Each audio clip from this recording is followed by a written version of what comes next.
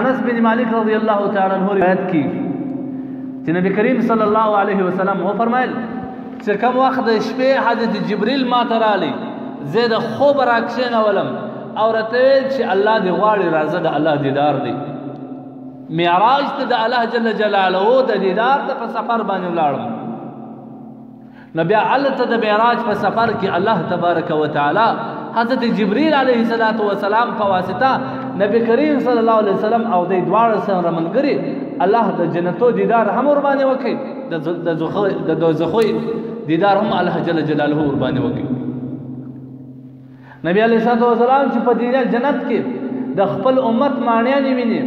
د خپل امت بنګلې او ځایونه ویني د الله رسول ډیر زیات خوشاله کیږي ډیر زیات خوشاله کیږي بل اړخ ته چې بیا حضرت جبرئیل علیه السلام د الله رسول د جهنم د دیدار دپاره بوتلی هلته په جهنم کې د الله د رسول امتیان و او داسې انسانان و چې هغه په قسمه قسمه عذابو باندې مبتلا و بعضې زنانې په ورښتانو ځړېدلې بعضې زنانې شکلونه د خنزیرانو وه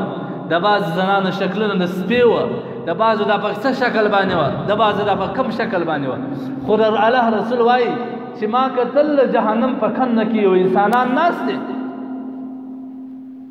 د دې انسانانو یو عجیب عذاب لهم اظفار من نحاس د دې د سخت سخت نوکان وه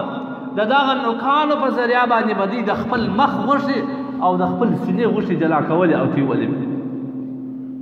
تاسو وګورئ چې انسان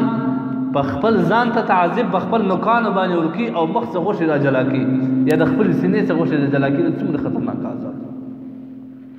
هغه چې لړم پر مبتلا وي هغه چې مار په مبتلا وي هغه هم عذاب دی لیکن هغه به راست ویني چې بل حیوان تا ته عذاب درکړي دا چې الله انسان په خپل ځان ته عذاب باندې اخته کړي دا ډېر خطرناک عذاب دی نو رسول الله صلی الله علیه وسلم فرمایي وایي ما حضرت جبرئیل ته ویل چې من هؤلاء یا جبرئیل دا انسانان څه کوي دا څوک دي چې دا خپل نوکانو باندې د خپل مخ غوښې اړوي او د خپل سینې غوښې اړوي د الله رسول صلی الله علیه وسلم ته حضرت جبرئیل په ډېر حسرت او افسوس باندې وایي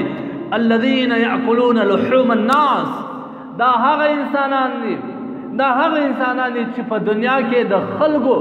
او د انسانانو غوښې خوړلې او ګناه هم نه بلل ویفعلون فی اعراضهم او د دې عزتونه یې ورانوله د دې په عزتو کې مداخله کول د دې عزتونه یې ورخرابول نن الله جل جلاله دغه انسانان په دغه عذاب باندې مبتلا کړي دي چې د خپل نوکانو په ذریعه سره خپل د مخو غوښې اوري او خپل د سینې غوښې اړوي نو محدثین لیکي چې د نبي علیه السلام او د حضرت جبرئیل علیه السلام د دې قول سره چې الذین یأکلون چې دا هغه کسان دي چې خوړلې لحوم الناس د خلکو غوښې څنګه خوړلې د خلکو غوښې مطلب دا دی چې دی په انسانانو کې د مسلمان غیبت کوي په دنیا کې د بل مسلمان ورور په فش علا باندې په هغه خبرې کولې نن الله جل جلاله په جهنم کې دی د دغه عذاب ورکوي نو ځکه چې ګناه کبیره ده نبي علیه السلام د دغه ګناه د دغه غیبت طریقې او عذاب صحابه کرامو ته په مختلفه طریقو باندې ښودلي دي لیکن حال دا دی چې نن موږ تاسو دا ټوله پر ګناه باندې نه بولو کمه مجلس دی په غیبت پکې شروع که دوه انسانان سره یو ځای سي غیبت شروع که د مسجد څخه راوځي غیبت شروع که په دکان کې سره یو ځای سي غیبت شروع که په میله کې سره یو ځای سي غیبت شروع که په واده کې سره یو ځای سي غیبت شروع حتی چې په فاتحه او په غم کې هم دوه سره کښېني بیا هم غیبت کوي دا نه وایي چې د اول ورځ دا انسان ولاړی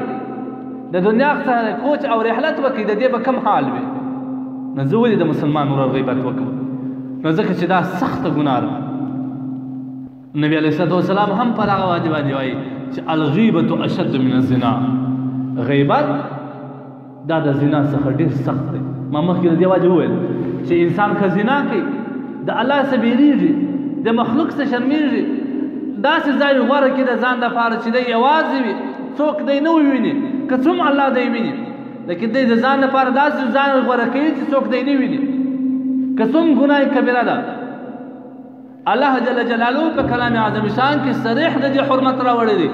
لیکن دا غیبت هغه ګناه کبیره څخه هم سخت ده ولې انسان چې ګناه کوي